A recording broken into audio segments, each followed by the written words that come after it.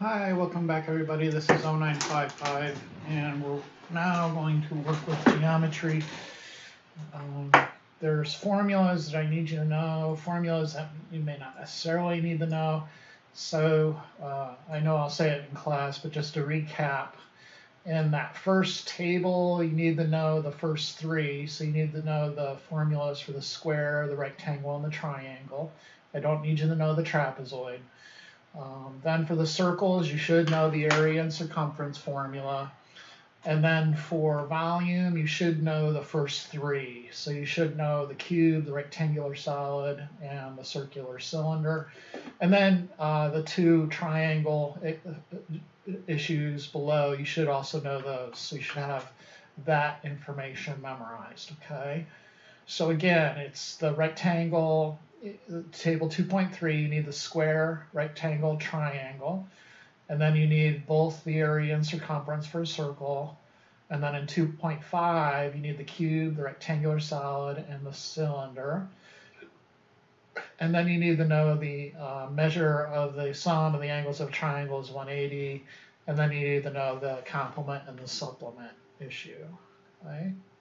Okay, so I will mention that in class, but just in case you didn't get it down or whatever reason, there it is. Okay, so these are the formulas that you're going to use on your homework and on the test.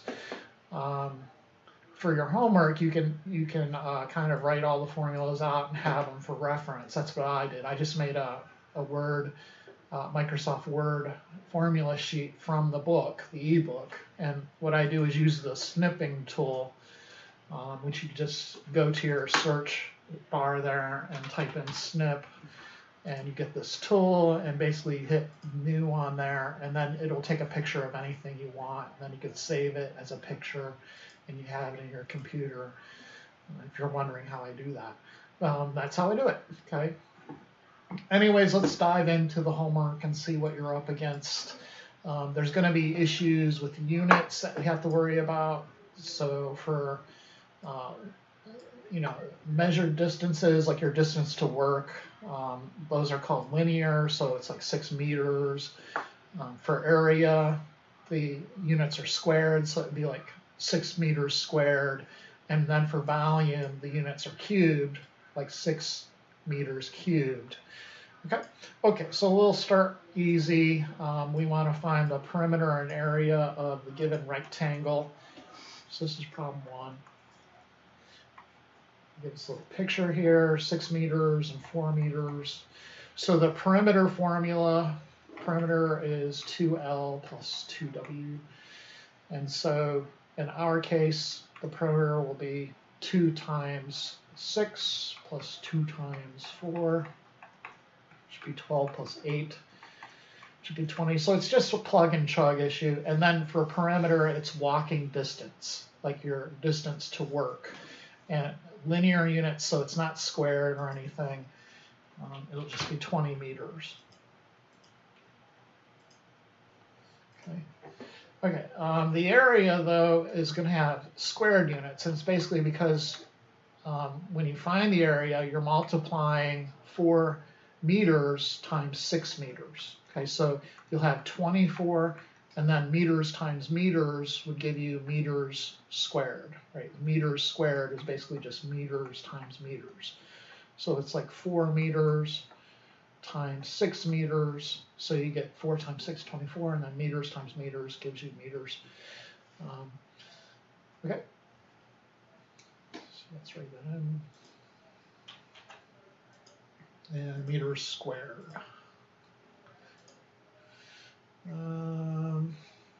Okay, area of a triangle, and again, it's a plug and chug issue. So going from the picture there, the height is 4 inches, the base is 13 inches, and so the area from the formula sheet is 1/2 base times height. And again, you have that issue of inches times inches will give you inches squared at the end of the day. 1/2 into 4 is the same as 2 over 2, and then 2 times 13 is going to be 26. So 26 inches squared.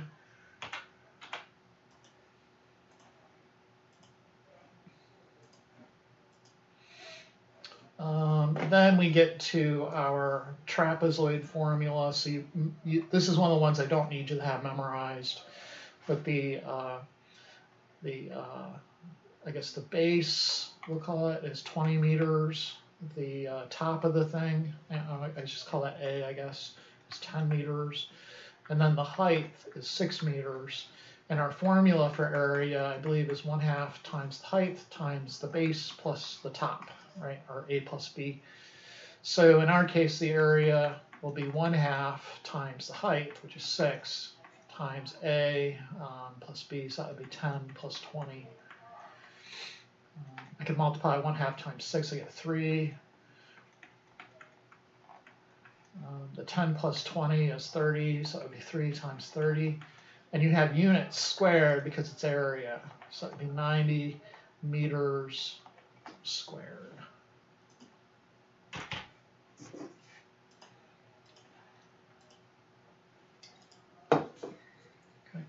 Okay, then they're going to start kind of get rid of the pictures and do a story problem. So they'll give you some parts of the picture, and then you kind of have to figure out the other parts, right? So for instance, number 6, the rectangle has a width of 41 centimeters,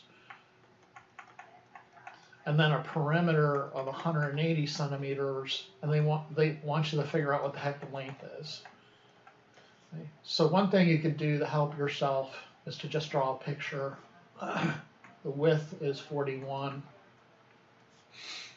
and then the length is unknown, right? So we could put an L there. That's my cursive L, in case you're wondering. And then we can use the perimeter formula. So 2L plus 2W is equal to perimeter. We know the W is 41, so I have 2 times 41, and then we know the perimeter is 180. So these problems like 4, 5, 6, or whatever, they're all going to have that, here's some information, plug it into the formula, and then solve for the unknown. Okay. All right, so if I do solve this equation, 2L plus 82 equals 100, so I'm simplifying both sides, then isolate the variable term.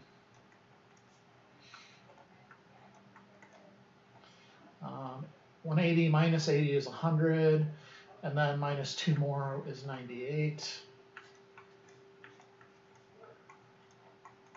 So 98 divided by 2 is going to be 4, 8, 1, 8, and then 9. So it looks like the length is 49.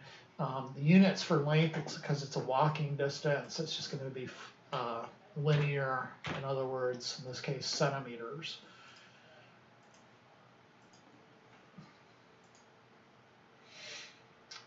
Now we're getting into the circumference and the area formulas. When you give your answers, they want it in 2 different ways. They want it in terms of pi, and then also as just a decimal number. Okay, so let's look at problem 7. They give you a little picture where they have the radius shown. So the radius is half the. Well, it's actually the distance from the center to the outside of the circle. So you just think of it that way. But it's also half the diameter. So if they give you the distance right across the circle through the middle, that's called the diameter. But the distance from the middle to the outside is just the radius. So the radius R is 12 centimeters.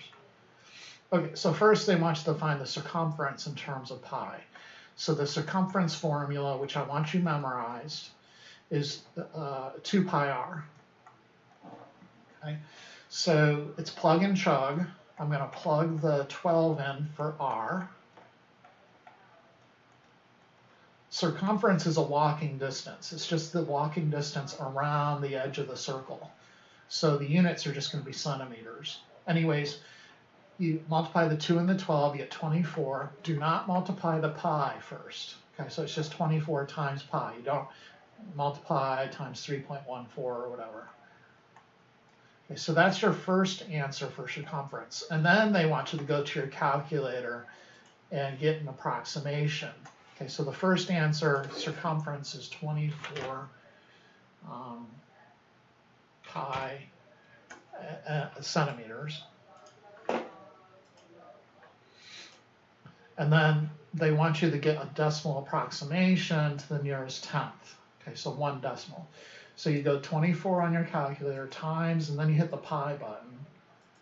And then it's 75.39. Because the 9 is greater than or equal to 5, you add 1 to the number before it. So it's 73 point, what did I say, 39? 75.39. So this is where we want to end the approximation. So if this number is greater than or equal to 5, you add 1 to the number before it. Okay, so this would be 4, and then 75.4, and the units again are just going to be centimeters.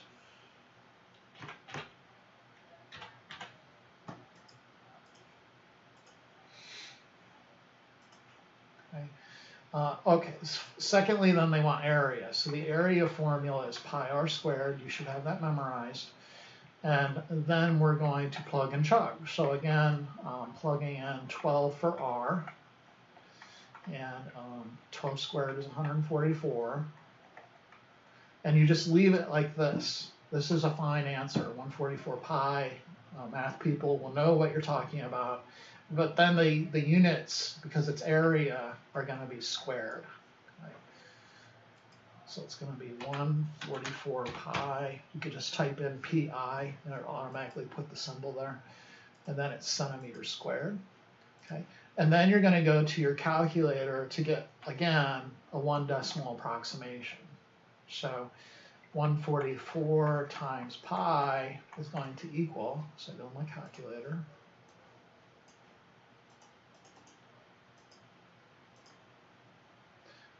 equals 452.38. So 452.38.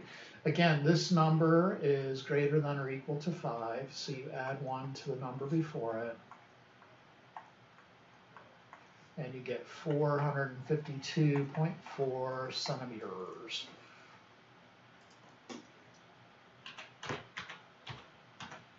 Squared. Because it's area, it has to be squared. Okay. Fantastic. Okay, this next problem is the same thing, except the r is a little obscured, right? In the picture, they give you the distance across the circle going through the center, which is 22. So your radius is half that, right? Your radius is actually 11. Now they have some of those kind of, we're going to give you some information, you got to figure out the answer, I believe. So problem 9, the circumference of the circle is 36 pi inches. Find the radius and the diameter. So again, the circumference is 2 pi r, and they're telling you that that c value is 36 pi. So all you need to do is plug that into this formula for c. So you get 36 pi for c equals 2 pi r, and then solve for r. So you're going to divide both sides by 2 pi. The pi's cancel. 36 over 2 is the same as 18 over 1. So you just get 18 equals r. And then, you could write it as r is 18. But then to get the diameter is just equal to 2 times r. So you just multiply it by 2, and you get 36. So the radius, 18, it's a walking distance, so it should be in inches, and then the diameter is just 2 times that, and that's also a walking distance. Okay, from there we're going to get into volume problems. So again, you're probably going to want to have this formula sheet, although you should know the area, or rather the volume of a rectangular solid. It's just 4 times 4 times 9. Again, one thing to worry about, the units have to be cubed in these cases. Okay, so for area squared volume, it's cubed. Let's take a look at the cone. Okay, so the cone, I don't really use that formula very much. So I go to my formula sheet. This is problem 13. And I actually look it up. Okay, so it's 1/3 pi r squared h.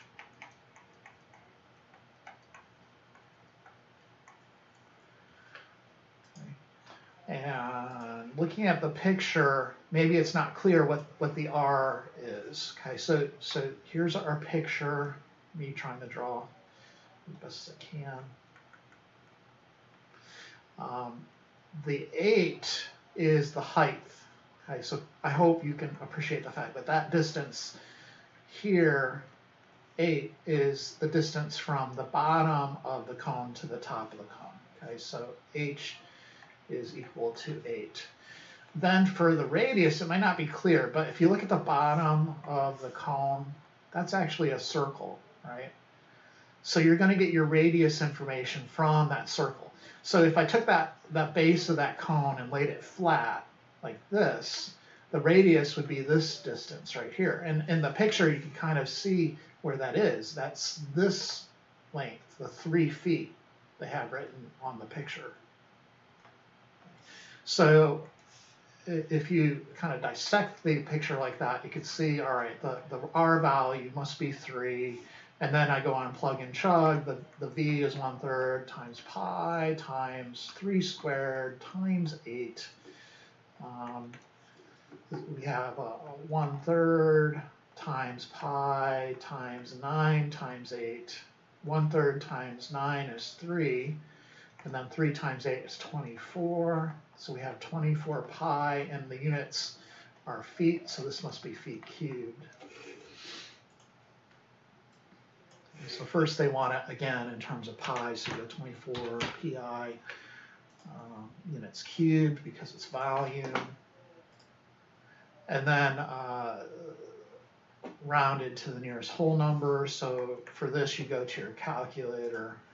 It would be 24 times your pi value, 75.39, and where do they want it?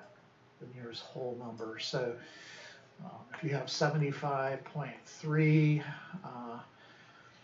you look at this number, and if it's greater than or equal to 5, you add 1 to the one before it. This one is not greater than or equal to 5, so your answer is just going to be 75. Okay, so 75 feet cubed. Rounded, so I'm going to put a little squiggly symbol over there to remind my reader this is not perfect. Before they try to bet anyone's life on it. Okay, so now in question 14, you have one of these kind of, I'm going to give you some information, and you have to figure out the unknown. So the cylinder formula, which I do expect you to have memorized, because it's basically just the area of a circle, pi r squared, times the height of the cylinder. Okay? So if you look at the picture, it's basically the area of the base, or the top of the thing, because the base and the top are just circles. So if you find the area of that base, which in our case for the cylinder is pi r squared, all you have to do is multiply it by the height. And that works for any kind of object where the base is equal to the height, right? So even if it was this weirdly kind of shaped thingamajig, if you could figure out the area of the base, all you'd have to do is multiply it by the height, and you would have the formula for the volume. Okay, it's kind of a cool thing. That's why they call it a circular cylinder. So believe it or not, the thing on the right is also a cylinder. The thing on the left is just the circular version of a cylinder. Okay, so, but anyways,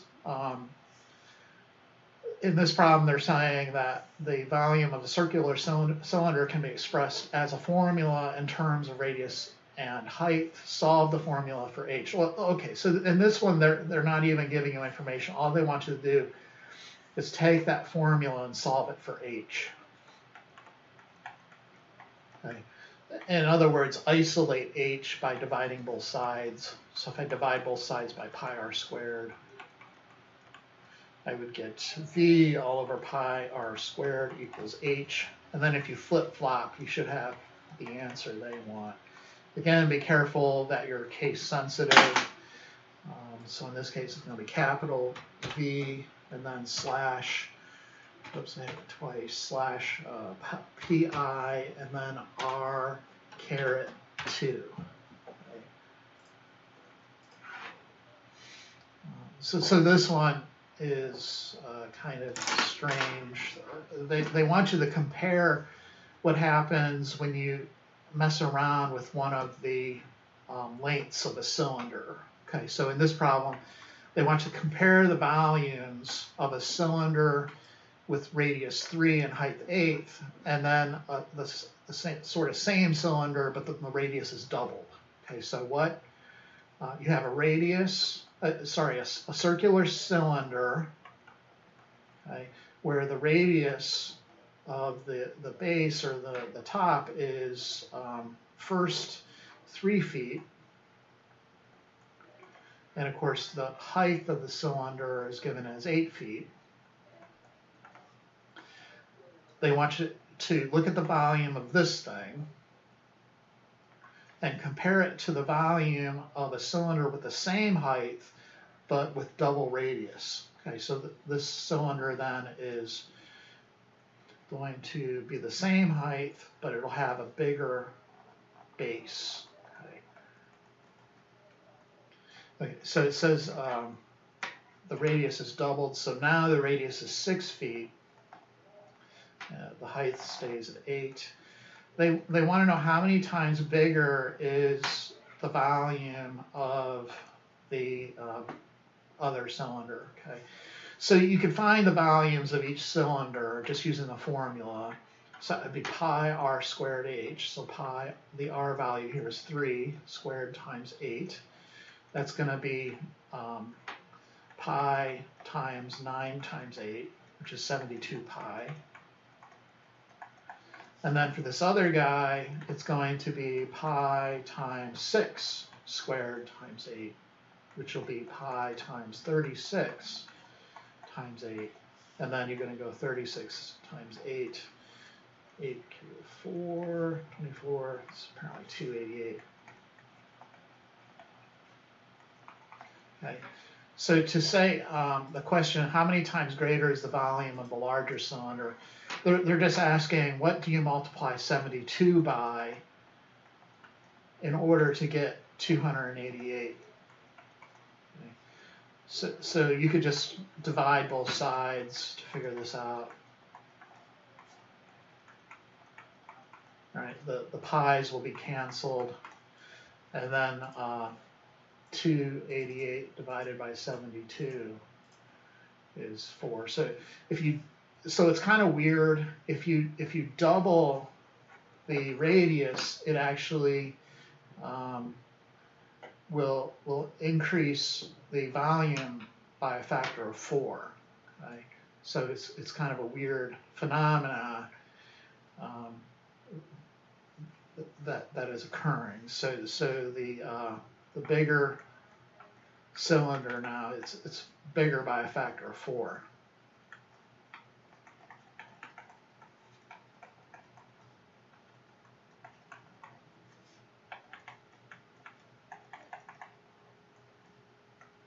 And all you had to do was double the radius. Okay? So it's a bit weird. They just wanted you to acknowledge the weirdness and then move on in life. Okay, so now the next section goes along with those last 2 formula sets that I put on my formula sheet here. So the first one is that the sum of the interior measures of a triangle is 180 degrees. Okay. So right here, they're giving you a picture, and then they want you to figure out the actual angles of the triangle. So this is problem 16. And we know that if you add these angles together, so the bottom right angle is x, the bottom left angle is x, and then the top angle is x plus 24. If you add those together, you should get 180 degrees. Okay, that's just a fact of triangles in the plane. So x plus x plus x is 3 x's, and then plus 24 is 180. Move the 24 over. So 180 minus 20 is 160, and then take away another 4 is going to be 56. And then divide both sides by 3. So 1, oh, really? It's a decimal, or I screwed up.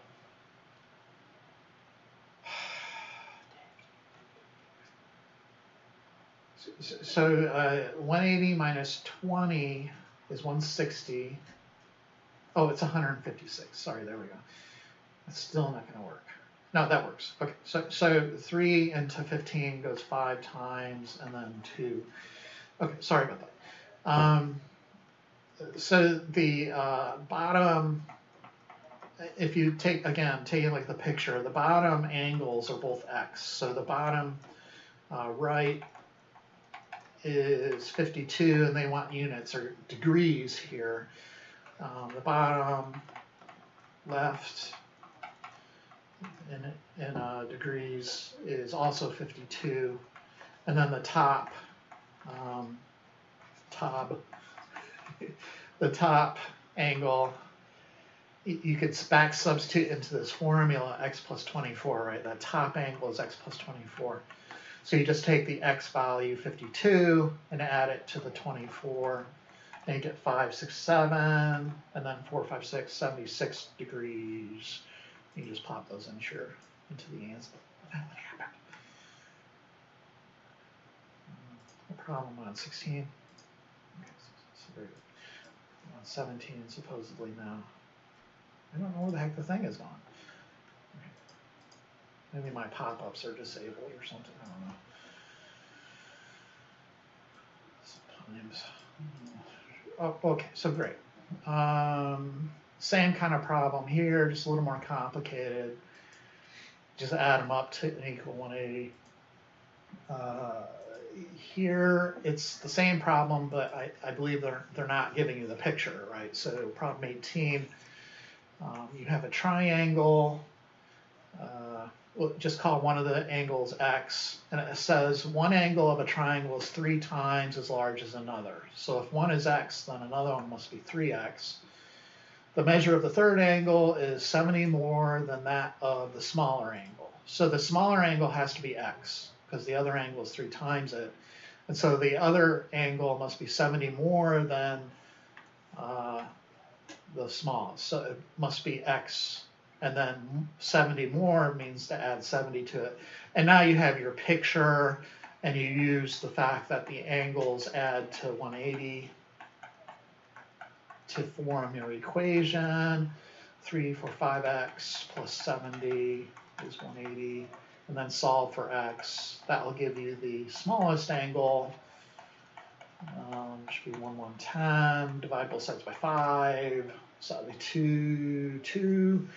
So the smallest angle is 22 degrees, and then the top angle, that in my picture, x plus 70, you just do a substitution, right? You plug that 22 in for x.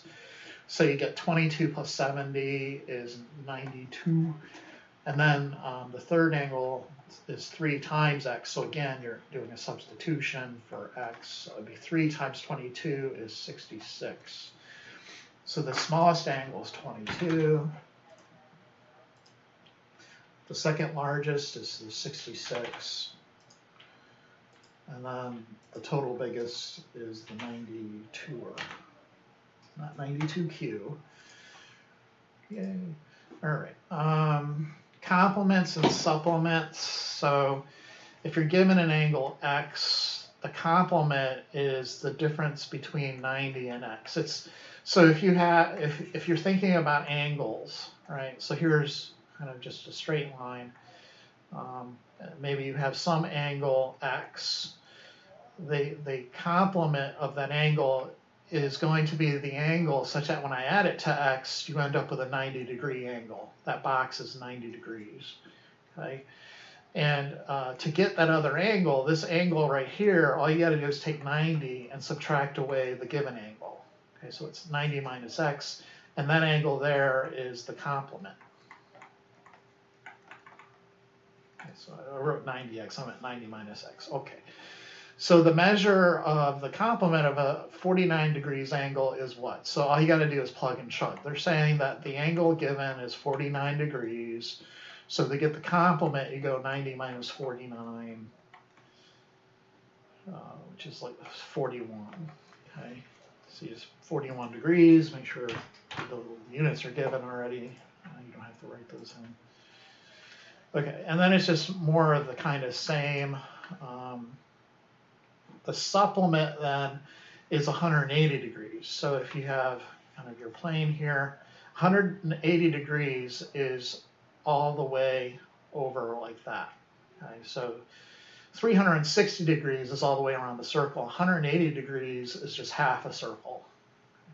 Okay, so so if you're given an angle, and in this case they're giving you 126 degrees, but if you're given in general some angle x, this angle over here, such that when I add it to x, that's going to be your supplement. Okay, so this angle over here, you find it by taking 180 and subtracting away x, and that's your supplement. Okay, so it's 180 minus x. Every once in a while, people wonder why the heck, like a circle has 360 degrees. I think it's related to the Sumerians and the way they used their time, their number systems. Believe it or not, their number systems were like ours. They call it base 10, and that's usually because we have 10 fingers, you know. But they also had another number system, which was base 6. And so that just means that all the numbers are kind of divisible by 6.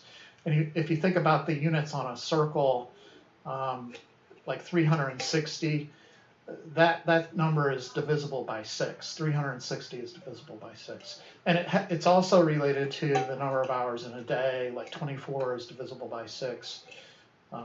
So it's not just a matter of, like 10 fingers, everything has to be a factor of 10.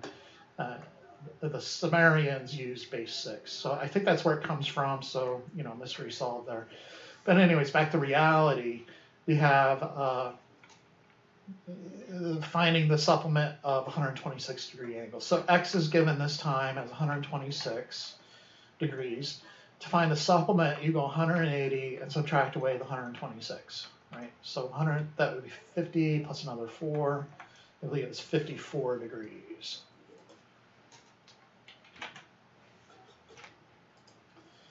Yay.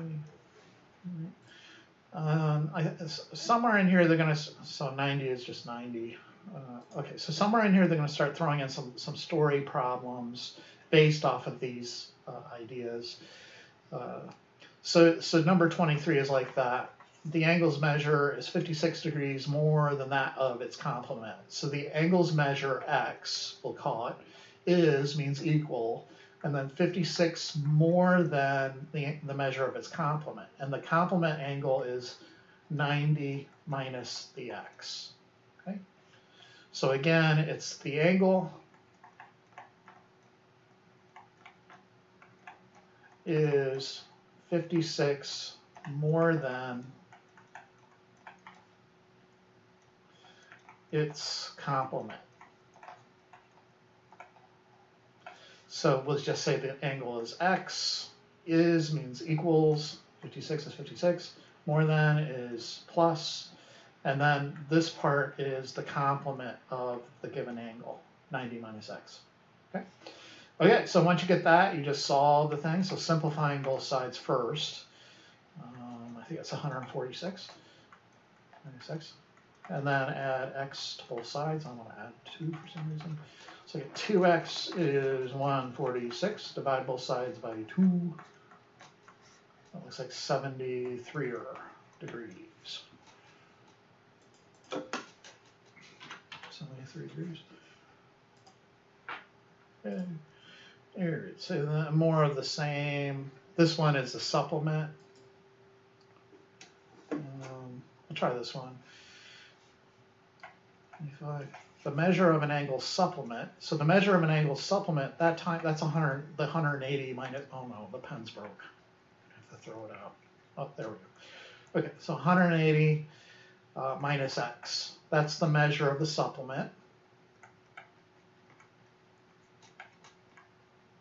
So it says the measure of the supplement is, that means equal, 30 more than, so 30 plus 4 times its complement. So then 4 times its complement, the complement is 90 minus x. Okay. So I have 180 minus x equals 30 plus, and then I got to distribute, so I'm simplifying. 360 minus 4x. Simplify again, 180 minus x is 390 minus 4x. I'm going to isolate the variables, so I'm going to move this dude to the other side. So 180 plus 3x is 390. Going to move 180 over. So I get 3x equals 0, 1, 2. Going to divide both sides by 3. So I have 70 degrees. The measure of the angle is 70. Okay. These last kind of problems are they kind of remind me of schematics, like if I'm doing construction or something, right? To figure out the area of a figure like this, you got to chop it into bits and pieces, right? So they want you to find the area of the parts and then add the parts together to get the area. And you're using differences in order to figure out the measures. So here I have 3 meters, 10 meters, 12 meters, and then 4 meters. Okay? And I want to figure out I believe it's the area of the total thing. Okay, so if the top is 4, okay, this distance is 4, then I know that this distance down here must also be 4. Right? So this little distance is 4. If I know that this distance is 10, then I could also say that this distance is 10, right? So then this distance is 10. And what does that tell me? Well, now I can see that this rectangle right here, this rectangle, its dimensions are 3 by 14, right? Because this distance, if I add 10 to 4, is 14. So the yellow rectangle's area, I'll just write y for yellow, is 3 times 14. So I get 12, carry the 1, so that's going to be 42 meters squared. And then all I got to do is figure out the area of this rectangle, and I kind of already have that, right? It's just 12 times 4. So I say the blue rectangle is going to be 12 times 4, which is 48 meters squared. And then to get my answer, you just add the two areas together. The blue plus the yellow, 0, carry the 1, is 90 meters squared. Okay, so sometimes it will require a bit of ingenuity on your part, but you want to improve your skills, right? This one you could separate into a rectangle and then a triangle. Okay, we'll do this one and then I'll call it quits. I think that the rest of them are kind of like this, aren't they? Oh, okay, so maybe I got 1 or 2 more to bother with. Oh, and that problem. Okay, so we got a little more work to do. I'll just do this one and then we'll carry on still, but okay. So it looks like this one I'm going to need the area of a triangle. I butchered the drawing, but this is 17, this is also 17. This distance is 23. This distance is 15, and then this is 30 on the bottom, and then this is 15. Okay, great. So I'm going to cut it right here into a rectangle, and then on top of it there's that triangle. So let me, for the red, that's just 15 times 13. No big deal there. Maybe some arithmetic issue. 5591. Okay, so great. 195 meters squared. Now I got to get the area of that rectangle on the top. The problem is, or the triangle on the top. The problem being though, I don't quite know the height of that thing.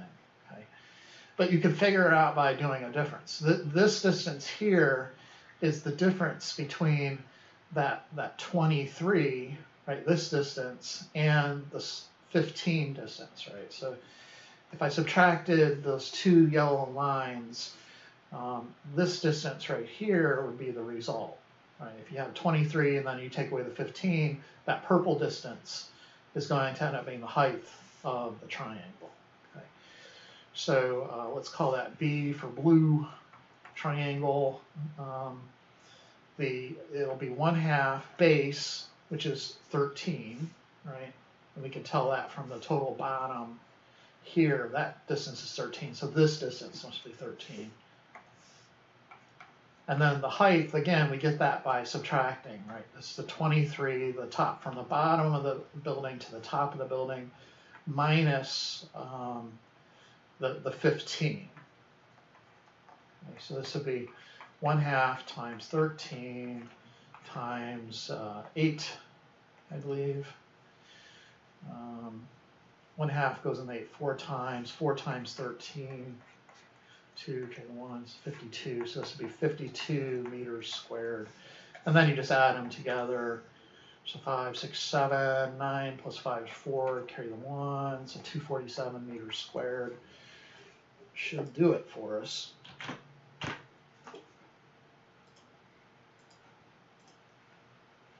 Ruh-roh. Yeah, let me see what I did wrong. So the base is definitely, oh, it's 30, not 13. This is 30. Let me get my calculator so I don't have to worry about making mistakes there. So the area of the red part is 450. Then we need a 30 right here. So this would be 30. And then 1/2 times 30 is 15 times 8. So it looks like 120. And then adding together, you get 570. There's nothing more frustrating than getting the problem incorrect twice. After you let's see if I got it. Oh, yay! All right. This one, you can do a triangle and a rectangle there. You could probably also get away with a trapezoid somehow. Let's move on though. This problem is always a bit difficult, trying to determine which is the better buy. So you have a large pizza with a 16-inch diameter. So the distance across the thing is 16, and the cost is $9.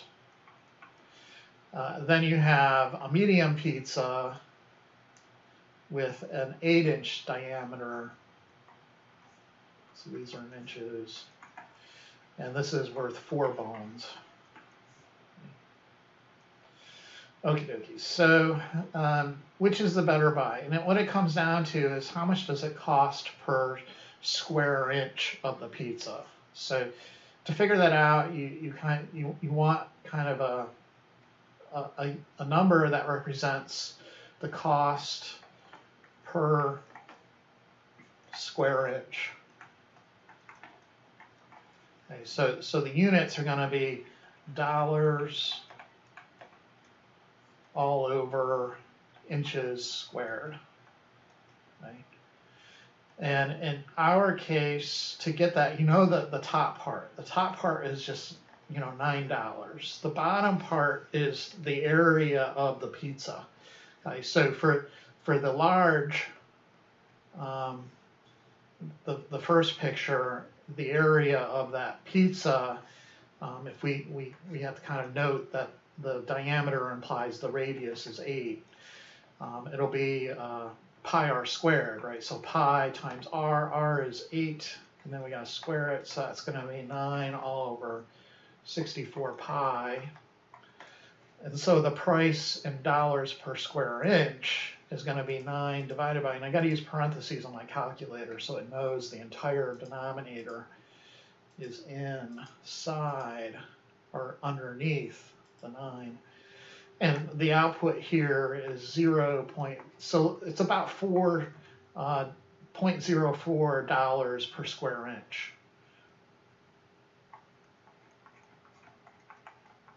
Okay. And then we just compare that to the other pizza in dollars per square inch. So the other pizza, the diameter is 8, but then the radius will be 4. So you're taking the price, which is $4, and dividing it by the area of the total pizza, which in this case pi 4 squared. So it'd be 4 all over 16 pi. And again, you can go to your calculator. 4 divided by parentheses 16 times pi. And that will equal a little bit more, right? So in this case, it's about 0.08 if I round to the 10th place dollars per square inch. So the cost of the smaller pizza is a bit more, so you should get the large pizza. Okay. This problem is cost per square foot of paving, so problem 30. The asphalt costs $1 per square foot.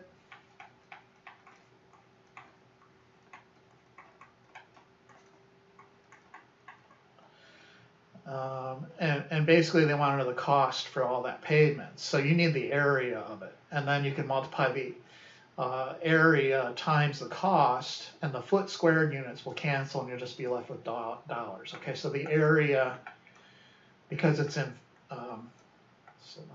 it's area and then times the cost will give you the total cost. Okay, so figure out the area. Figure out the area of a region like this. What you need to do is find the area of the outer kind of circle and then subtract away the area of kind of the donut hole. Okay, so in the picture you can see the area to, or at least the radius to the outer portion of the circle is 52 feet. And then the area to the inner portion of the circle is 36 feet. So what you want to do to find the area of kind of the donut region, you want the area of the big circle, which is 50 pi r squared, right? So pi times 52 squared, and then subtract away the donut hole area. So it'd be pi times 36 squared.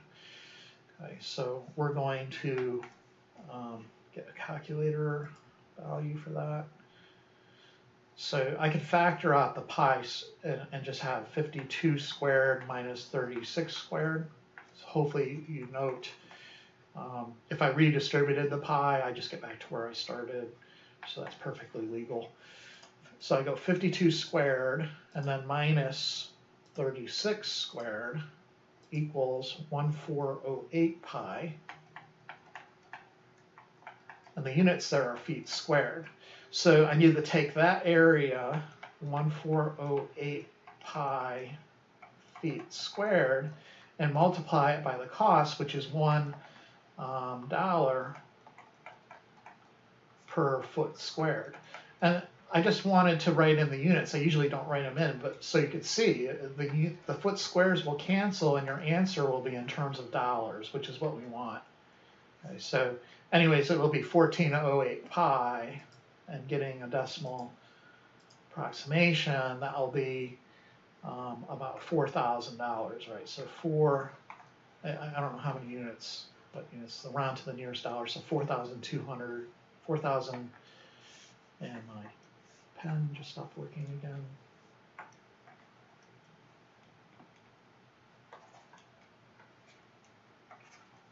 There we go.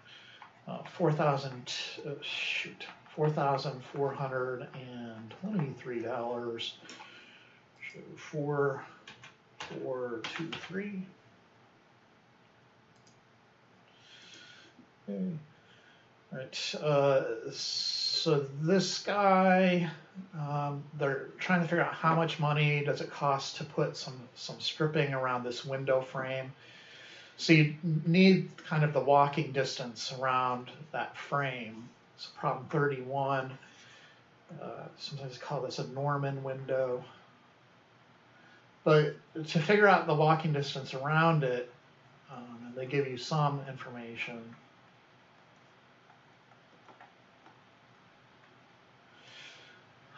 You need to cut it into two pieces, right? So the top is a semicircle, and the bottom portion is a rectangle. So the walking distance for the bottom portion as you walk around, you're going to walk 8 feet, and then the bottom, you walk another 5 feet. So I'm walking like this, and then you're going to walk another 8 feet. And then on the top, it's circumference. That's how you figure out the walking distance around the edge of the semicircle on the top, right? So it's circumference, but not the entire circle. It's just half a circle. It's a semicircle. So it's 1/2 of, in other words, multiply the circumference, which is 2 pi, and then times the radius. As far as the radius, you can see from the picture, the base is 5. So this distance here, the diameter must also be 5. And then to get the radius, you just divide 5 by 2. So if the diameter is 5, the radius is just half the diameter. Okay? So we can input that into our sum here. So 8 plus 5 plus 8 plus 1/2 times 2 is just 1. So let's kind of get rid of that part and just have pi times the radius, which is 5/2. Okay, so let's simplify this. 8 plus 8 is 16, plus 5 is 21, plus pi times 5/2. And then we could add that together using my calculatron. 2/1 plus 5/2. Here, let me do it a little different because I'm a little worried the calculator is going to screw the answer up. 5 divided by 2 times pi, so get that part of it first, right? So 7.8 something, and then finally add the 21. There's sometimes if you put it in the wrong way in the calculator, it won't give you the answer as you want. Anyways, it wants it rounded to the nearest tenth, so we have 8.85. This place is the hundredths place, right? So I look at that, and it is greater than or equal to 5, so you add 1 to the number in front of it. So it'd be 928.9. And we're walking distance, so it's just feet. Imagine it's 100 feet from here to my house. You're not going to say it's 100 feet squared from here to my house. So it's just 100 feet, 28.9 feet. And then we have kind of another story problem. This one's about differences. So 32, I have some rectangular solid, which is a water reservoir of some sorts. The base is 40 yards. The width here, this dimension is 10 yards, and then the height is another 20 yards. So then this dimension is 20. At the start of the 3 months period, there's no rain, and at the start of the 3 month period, no rain. The reservoir is completely full. So it starts completely full, and so you can imagine there's water all the way to the top here and below. And then after a certain period, it goes down 7 yards. So after a while, it's going to drop down to here.